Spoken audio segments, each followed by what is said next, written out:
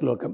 ఈ శ్లోకాన్ని తప్పనిసరిగా రోజు కూడా ఉదయం పూట 108 సార్లు చదువుకోండి.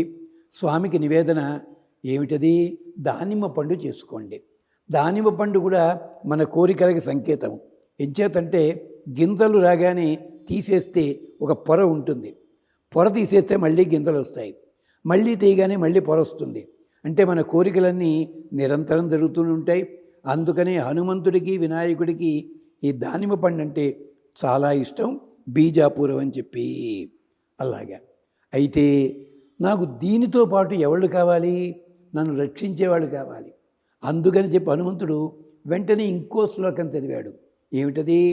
నమోస్తు రామాయ సలక్ష్మణాయ దేవ్యై చ తస్యై జనకాత్మజాయ నమోస్తు రుద్ర ఇంద్ర యమ అనిలేభ్య నమోస్తు చంద్ర అర్క మరుద్గణేభ్య.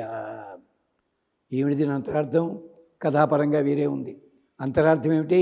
నమోస్తు రామాయ, నేను చేస్తున్న పనికి నా లోపల ఆనందం కలుగుతుంది.